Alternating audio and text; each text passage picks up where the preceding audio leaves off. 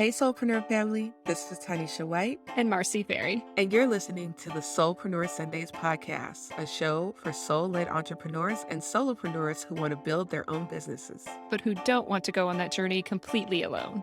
Join us as we share our honest and real soulpreneur stories, including the highs and the lows. And learn about solutions and resources that we found along the way that can help you with a wide array of common soulpreneur challenges. Welcome to our sacred space. Welcome to Soulpreneur Sundays. Hey, Soulpreneur family, welcome back to another episode. Today, we are going to be covering finding your community and your clients. Okay, so last time we talked about your services and your offerings, and now we're going to be talking about who am I even offering these things to? So I would like to jump right in. Hey, Marcy, how are you? Hello, I'm good. I'm so excited now to talk about this next big part of setting up your business, which is just kind of picturing an ideal client, seeing them, visioning them, knowing their story. This is where we can get into stories, which I am excited about. Yes.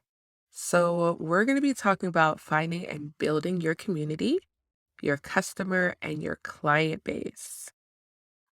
So Marcy, as far as your community or your clients, your ideal client, do you feel like you have like a good understanding, a grasp on what exactly you are looking for in your ideal client or customer? I will say right off the bat, it is becoming clearer every day. And as you know, and as I've said to you all before, I'm still newer to this soulpreneur lifestyle, if you will. And I'm getting closer and closer each day. What I thought was going to be the ideal client or kind of the thinking I had when I started is very different from where I am now. But well, I don't know if I would say very different, but so much more narrowed in. I think we Mm, have a tendency for all of us to start really broad because we want to appeal to as many people as possible. And I feel like that's almost a cliche now at this point that people say, remember you can't appeal to everybody, blah, blah, blah, blah. And I think we go in with the intention of thinking that we've got this little slice of the pie, but it actually needs to be even narrower than that. yes, it does. And to the point you just made when we're saying, we want to appeal to really everyone, right? One thing that I've learned is that when you're talking to everyone, no one's listening, right? It's kind of like just going into a room and just starting to talk. People are going to walk past you. People are going to be like, what is this girl doing? Who is she talking to? What's going on, right? It's kind of like just a random person walking down the street talking to themselves out loud. And so when we get a little bit more narrow, like you said, and we get a little bit more specific, well, now we start to come across those people who are like, hey, I think she's talking to me, right? It becomes us coming into a room and saying, oh, hey, Marcy, how are you? Right? We get really intentional about who we're talking to and is this person like, who is this person that we are talking to? So, why do you feel like it is so important to find your community? Like, what are you noticing that's really important about finding your community?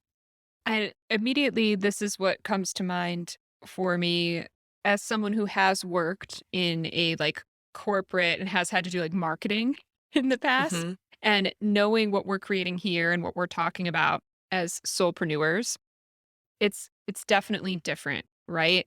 I feel like the people who are solopreneurs are definitely much more about that community that we want to be helping someone through a transformation, even as we were talking about in the last episode.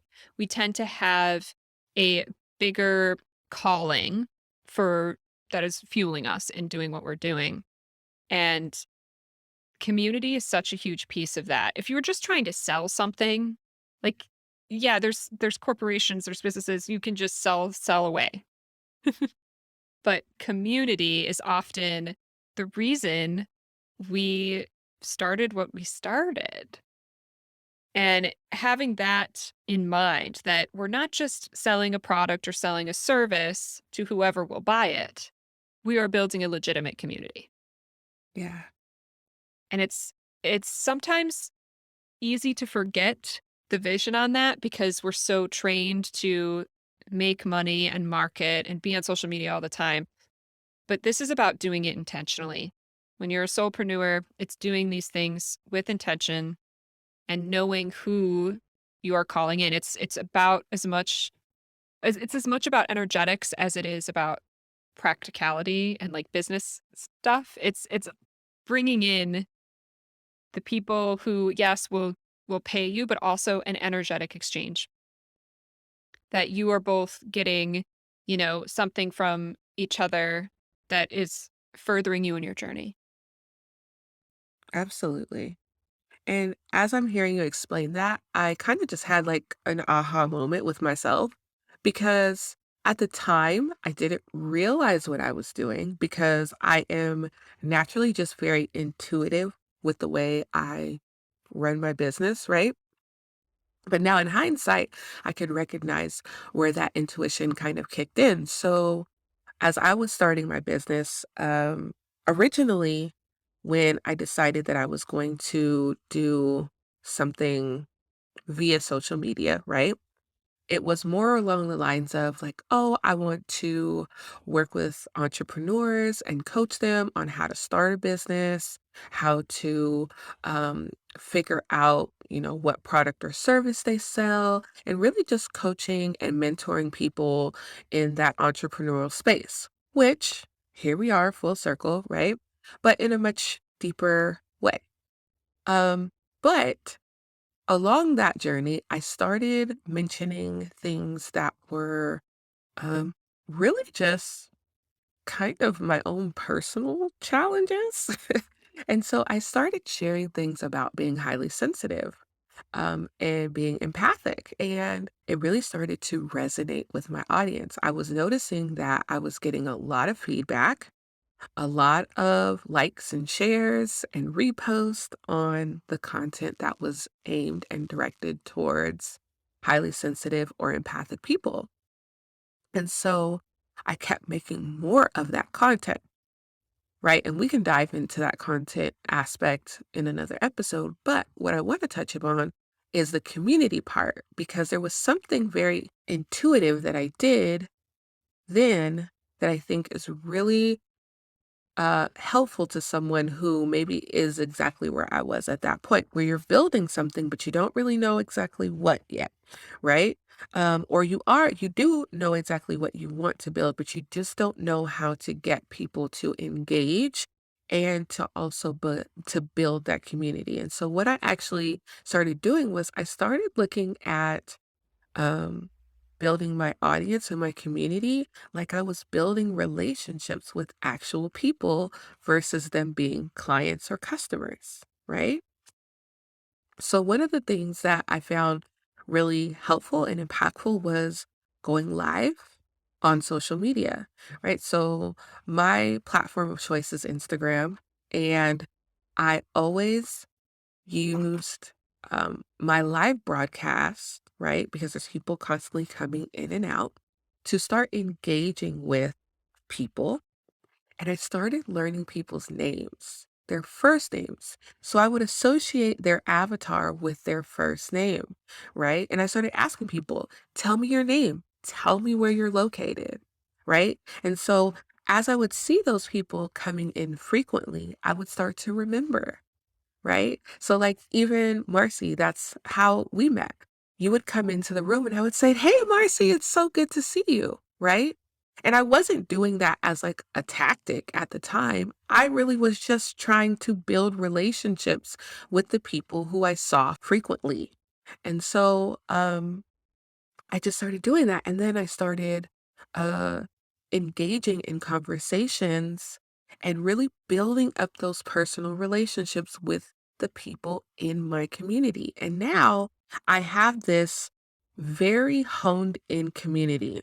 Now, what that did was that allowed me to start getting understanding of what those people look like. So I did not have to guess, right? I started to see patterns in my community of the things that the people in my community were interested in, the things that they liked, the times that they were online. I started noticing so many things that were happening and I started to see the patterns. So I did not have to guess, right? You guys were all showing me the things that I needed to see. And then I started to craft and build things based on that um, information and that data around the people who I built those relationships with. Now we have this community, and people are like, I feel like I know everyone. I feel like we've been friends for years because I can literally call a majority of the people who have been in my community for an extended period of time. I know them by first name basis. I know each and every one of you. I almost know everybody, like where they are geographically, right? At least like what country you're in. And that has helped me to create a consistent and um, pretty decent income for myself, just building those relationships because people don't buy your service or your product, they buy you.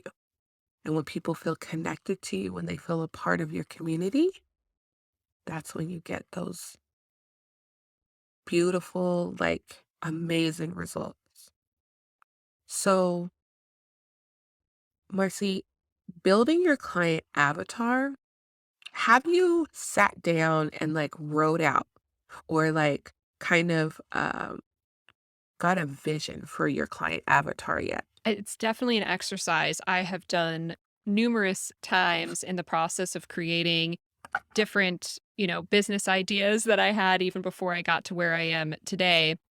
And honestly, it's something that I feel that I need to revisit now that I've gotten more clarity on the services and the offerings and kind of what type of work I really want to be putting out there. And it's funny because I do have my clients do an exercise. I have a whole meditation exercise for my clients to take them through the different types of clients and the different types of stages those clients might be at on their journey with them and trying to assess what type of content it feels good to give to them or what type of offerings it feels good to give to them. And many times I look at stuff that I create and I'm like, why am I not doing this for myself? Like, why Guilty. is that happening? But, in conversations with you, in conversations with other soulpreneurs who I've had the chance to connect with on this journey, I've sat down and talked about it out loud with people. And it's interesting what comes out when I talk it aloud as well. And I start to look at the clients that I do have and that they are kind of all over the board. And I know which ones I actually really want to prioritize working with. But because I'm still taking them in every which way from the broader definition I had before, I'm not quite there yet. So I do think it's important to sit down and revise that as much as it is to write it out the first time. Keep revising it. Go back, look at it again, say, does this still feel right? Does this still feel right? After you've brought in, different test clients and things like that, you're going to need to revise. Yes, absolutely. And for those of you who are listening and you're like, I have no idea who my ideal customer is, or I might have an idea, there really is a simple way where you can kind of get just like a general starting point, right? So I always like to refer to the who, what, where, when, why, and how, right? We learned this in grade school. So, like, who is your ideal client? Is it a female? Is it a male? Is it both? Um, who are they? Okay. Where do they live? Or where do they hang out?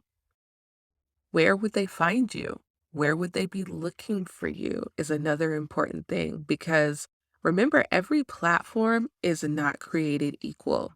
So, for instance, uh, YouTube is a search tool, much like Google. When we are looking for how to do something, a tutorial, or something of that nature, we go to YouTube so we can watch a video to see how we can get the transformation we can get from point A to point B. So if that is what you are offering, or you are offering a product that can do that and you want to show how that product works, then YouTube might be the place where your ideal client is hanging out. Okay. So you want to think about those things as you're creating this client avatar. And then we go back to that testing part that we had in the previous episode, where we are constantly testing to see what resonates with our audience. We're testing our content, we're testing the offering, we're seeing what works for our clients and what they are responding and engaging with. And then another part that ties into that who, what, where, when, why, and how is allowing yourself to know when your people are online. When are they most often? Like, do they work a 9 to 5? Because if they do, they're probably not on social media in the middle of the day. They might only be on before work, during their lunch, and then when they get off work, right?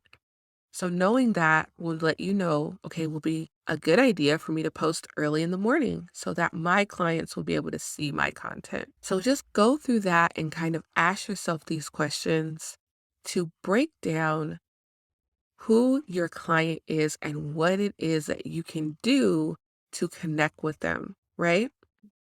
So I think, Marcy, if we were able to sit down and really break down your client avatar or your ideal client, I think that with you having so many clients that do refer other people to you, we could probably find some similarities in your clients. And then we could also find the things that make them different, and then kind of structure your client avatar in a way that feels good and would kind of attract a better result from what you're experiencing currently in your business, right? Oh, yeah, yeah, and I've thought about this and journaled on it a little bit too, and if I were to narrow down thinking of the ones that I do, again, using the examples of the ones that you have that you're working with now and seeing, "This is what I like, and I want more of that."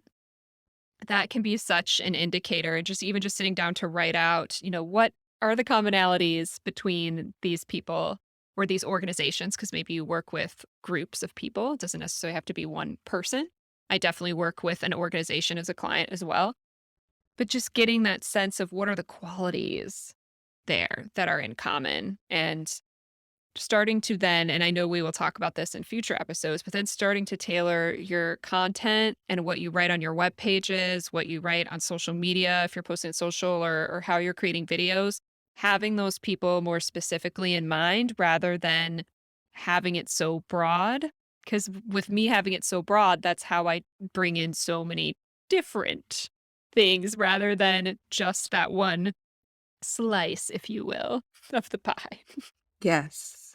Because of the way that I intuitively create content, one of the things that I really love about the content that I create is that oftentimes I hear, oh my goodness, this was for me.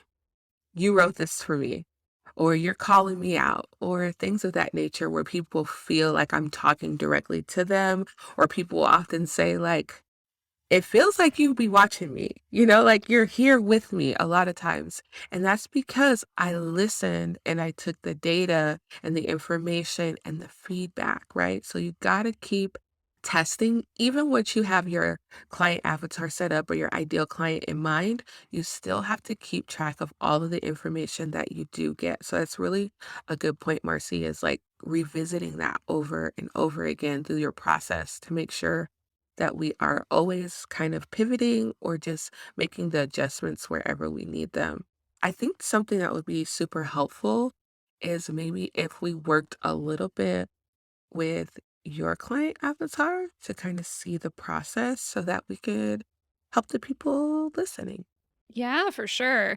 And I know mine is kind of interesting case because I have the yoga and the communications, Hmm. but in my process, again, this is why it's so important to allow yourself to test and play, I started to realize that the clients I most enjoyed working with were the ones that allowed me to cross the two.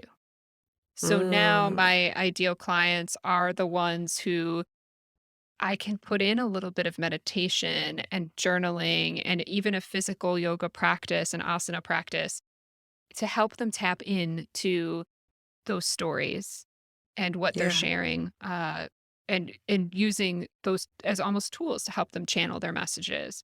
So I think now I've really narrowed in on that, and so I need to redo, like I said, I need to redo that avatar so that it reflects that individual. yeah. And this avatar or this client per se, is this a woman? Is it a man? Does it matter in your business? Do you feel more drawn to um, the feminine energy of it or the masculine or somewhere in the middle? It ultimately doesn't matter to me. I think as long as they are in that soulpreneur, as we're here talking to soulpreneurs, or they're in that soulpreneur category, Hmm. I can get with that energy. I can really feel that and feel excited about it. So I'm noticing if it's, a business that doesn't have some type of spiritual aspect to it or willingness to go a little deeper into the self and self-study and energetics or anything like that, I struggle to feel connected with those ones. Yes. So that's a really good point that you bring up because your who is not feminine or masculine. So it's not a female or a male, but your who is a spiritual entrepreneur, someone who is soul led and they are using their, maybe their gifts or their, uh, just something that they're really passionate about. They are using that energy, and that energy is flowing through them and through their business, right? We could go right into the what, right?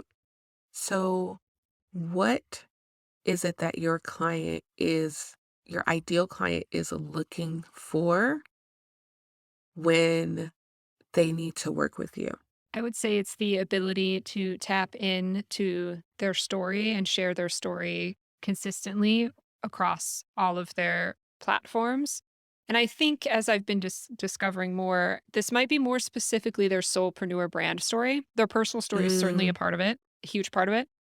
But mostly what I'm helping people do is get that soulpreneur brand story out, and of course, there are different layers to it that involve work on the self as well as work with the business itself as well, but it's ultimately getting that story to channel itself because it has its own unique messages that need to be shared. right. That's so good. And one thing that I really want to acknowledge you for is you have this really beautiful way of being able to channel a person's voice and personality through your writing.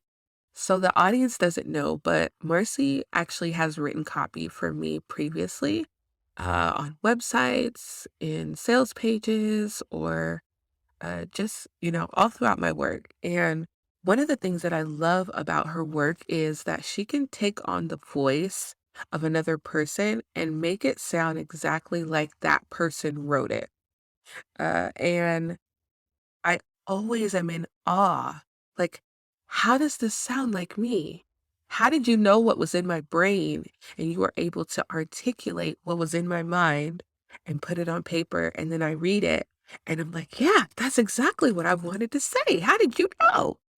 Like, I couldn't even get the words to say what I wanted to say, but somehow you were able to just take my random thoughts and put them all together and make this beautiful piece of copy um, that spoke directly to my ideal client. So I feel like that story piece is so important for you and also important for the type of client that you need, right?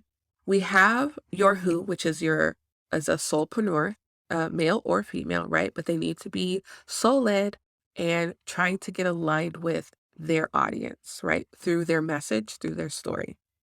Um, and then now we are to the where. So where would this ideal client be trying to find you? Yes. So Instagram is definitely Mhm, one platform that I turn to and need to do more with. I could certainly see something, and this is something I've wanted to start for a while, Insight Timer, having my mhm, meditations and things on there to connect with people who are looking to do that work through meditation, through mindfulness.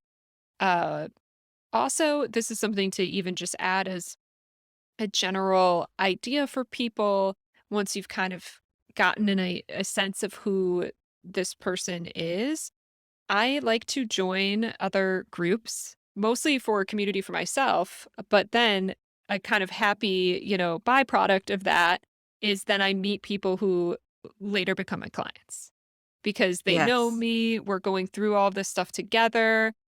So I am trying, I guess you could say, that I'm actually going and hanging out where they're hanging out by yes, that's joining these so groups, good, right? right? And that's part of the where, because that was the second part of what I was gonna ask you. Where do these people hang out? Where are they going to get help and find more information about this? And so that's a great point. They're going to groups, right? They're going to Facebook groups, or they're joining memberships or different things to help them connect with other people who have your level of expertise, right?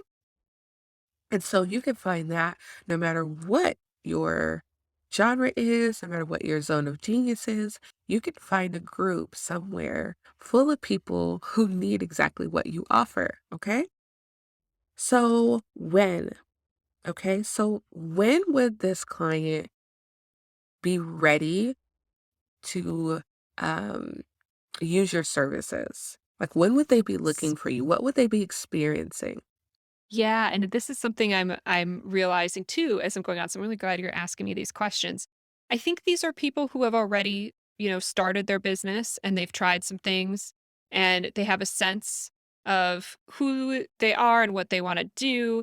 They just might be hitting some snags with expressing that and getting that out to the audience that they're looking to get it to. Or another part of it too is they have that community, but they want to keep that community and connect with them deeper. Because I noticed one thing about myself and my experiences. I've never liked the term marketing when it was part of my job title. Didn't really love it. I'm not a huge like sales marketing person. I've always been communications. And when I worked at other companies in the past, I specifically focused on internal communications to the employees or to a membership that was already existing. So, kind of where I really like to play and where I have a lot of experience is keeping that community kind of engaged and together and focused, on similar goals or ideas and just allowing people to come in and share their perspectives too, setting up that space for that to happen. So I think where I tend to help most is when someone has that community, but it's time to go deeper because at a certain point you do hit, maybe it feels stale. It feels like you're kind of churning out the same stuff you've always been churning out, right? And Yeah. now it's time to take it to another level, to really invite people in, create an actual container and sacred space with the community. And that's where I think I like to help. So that would be the Yeah. phase, I'd say. Oh, I love that. That's so good. And I feel like with you sharing that in such a transparent way, like you really just help somebody connect that dot right now that's listening. They're like, oh, that's it. That's it right there. Um, so the next component is the why. So like, why does this person need you? Where are they at where they're like, okay, something is not clicking, right? What's not clicking, Steven? Where it, why do they feel like, okay, I might need to delegate this to someone or hire someone? Why are they looking for you at where they are in their business right now? I think it's usually when people become stuck and kind of either sick of creating content, for lack of a better term, they kind of have almost have a content burnout, or they Mm, feel that they're just struggling to come up with the ideas or be consistent. Consistency is another really huge issue. And feeling uninspired, feeling not creative, like they can't tap into that. And I want to help people work through that block, even if I'm not writing something for you, but helping you get into that space of getting re inspired and reconnected to your story and the stories of your customers, your clients, your community, your people, kind of bringing that all back and making it an enjoyable experience again. Yeah. 'Cause I just hear too much. People are like, "Ah, I can't stand the content creation process. I feel like I'm on a hamster wheel of content creation." And I feel like I'm on this mission to, like, stop the hamster wheel, to stop that from happening. Like, I don't want that to happen to me. I don't want it to happen to anybody, you know? There are ways for us to enjoy creating content, believe it or not. Yeah. It Yeah. can happen. Absolutely. Because we've been doing this podcast now for a few weeks, and I am completely enjoying this process. Like, it is so fun. So, agreed. Okay. So, how? How is this person going to find you? Mm. Well, if I think of experience at this point, so much word of mouth. Mhm. Just from other friends they have in their industries and other groups they're in that they say, "This person helped me, I bet they can help you too." Uh, and then I think Instagram is probably, and again, Insight Timer, finding me on those platforms, connecting with me through meditations or even yoga classes that I've created. Um, and maybe even some YouTube content. I could see that as another piece. And this podcast, let's not forget. Mhm. This is something. Absolutely. We created something, right? Right. And then also let's tap in a little bit to how does this client feel in this moment, like before they hire you, before they're working with you? How are they feeling right now? How can you speak to like where they Mm, are right now? Because all of these things, the reason why I always put how at the end is because the what, the where, the when, the why are all the language, all of the things that we want to put in our message when we're talking to our community, when we're talking to our audience. These are the things that we need to articulate to them. So, how does that person feel right now because they haven't worked with you? I'm gonna use somewhat negative language, which I don't totally want to do, but I think for lack of a better term, it's the stuck and uninspired, Yeah. lost a little bit confused, frustrated, or if we're taking this to a more positive spin, just having that inkling of like, okay, I've been doing this and it's been rolling, it's fine, but I feel like there's more. Mm, There's that's good. there's more that could be done here. Yeah. And so when we take all of these components together, now we're just really, this is just the tip of the iceberg, really. But it's a good start to figuring out exactly who and what you are talking to and about, right? Like you have to start somewhere. And for those of us who have not done this process, I hope that you also will go through this process and use it. Just write down who, what, where, when, why, and how. And as I'm asking, Marcy, you can go back and rewind this episode and kind of do this for yourself in your own business. But Marcy, I hope that as you kind of verbally, work through this exercise, that you were able to kind of connect some dots for yourself, maybe around your own branding, around your own messaging to your clients on what it is specifically that you want to adjust so that you're speaking directly to the person that you want to attract, right? Yeah. Because there are some things that you are working on um, kind of phasing out in your business and then offering new things. So, how do you articulate that to that customer, to that client, so that they are clear, like, oh, yeah, Marcy's definitely talking to me. I'm tired of trying to come up with all these ideas. I need somebody to help me get inspired and get motivated again because I have this audience or I have this business and I want to continue to have great content and great copy, and I want my sales pages to convert, right? And so, um, just really breaking them down in the most simplistic way. This is practical. Like, this is a great starting point to get you the feedback and the data that you need to take it even further. Like, if you can answer these questions, you have enough information to at least get started and to start getting feedback and data so that you can go even deeper into your client and who they are, right? Yes, and something I'll just kind of add on to that from my own experience is sometimes you learn who they are by learning who they aren't. Mm, And I think that's been a lot of my experience starting out. And I think, when I think of mine, just for my personal example, if this helps you sort of ground in it, but I realized, oh, I don't think I want the client anymore who comes to me and says, well, I just want you to do it all for me and I want to think about it. Mm, in theory, sure, I could make a lot of money doing a lot of things for a lot of people that they don't want to do. Cool. right. That could work, and that's kind of where my business has been.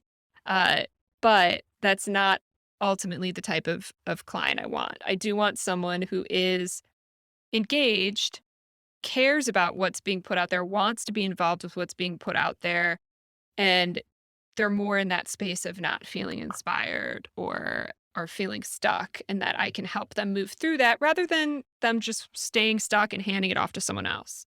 And that's not to say that you can't eventually hire people to do certain things that you don't like, but I think that it's wanting that client who's equally invested, right? Yes. So I think that you start to learn that from interactions with your test clients, your first early clients, energetically too. What is the match? Yeah. Especially when you're Yeah. service based. And that ties in so much to what I'm discovering with my business right now is like, what is your personal energy set up for? What works for you energetically, right? Where do you get all of your energy, your inspiration, your motivation from when you work? And then how do you show up with that in your business? Um, and then, like I was talking about before in the previous episode, uh, that kind of blueprint, right? Knowing who your client is, knowing your energy level, and what you bring forth through your business, and having those two things merge together gives you a blueprint. It gives you an energetic blueprint of your business and it shows you where you are. And then all you have to do is figure out that big picture vision of where you want to go with that. So this was really great. I feel like we got over a molehill today. We climbed the mountain. This is what we do in this podcast. We climb the mountains together. Yeah. And it's so much easier when you don't got to carry the load by yourself, when you Mm. kind of have someone to just talk it out with instead of you doing the loop in your mind all the time. Nothing gets done in the loop. No. So I'm excited to hear about all of your client avatars for all of our listeners. Share them with us. Who are your ideal clients? Did you have a discovery of a difference in your ideal clients than you thought? Um, are you attracting your ideal client right now? How can you pivot it? Let us know. Don't forget to join us for the next episode. Marcy, any final thoughts? No, I think that this was great. This is a great exercise to work through multiple, as I had mentioned, multiple check in points in your business. Who is that ideal client? Is it still the same as I thought it was before? What am I learning about what I do and I don't want? And just in that process organically, it's just going to get clearer and clearer and clearer. It's not going to be the same from when you started. And again, allowing that nonlinear path. Oh, I love that. That's so good. Dropping gems at the end. Thank y'all so much for tuning in, joining us this far. I guess we'll see you guys next Sunday. See you next Sunday. All right, bye. Thanks for joining us for this episode of Soulpreneur Sundays. We hope you learned something new and feel comforted and inspired by what you heard. We'd love to feature your comments, questions, or stories in future episodes. So be sure to leave us a note and let us know about your business and what you'd like to hear more about. To make sure you get notified of new episodes, subscribe to the podcasts on your favorite podcasting platform and on YouTube. You can also follow us on Instagram at Soulpreneur Sundays Podcast. And you can find both of us on Instagram at Tanisha White and at The Mystical Fairy, with fairy spelled Farrrey. Join us again next Sunday for a new episode. Thanks for listening.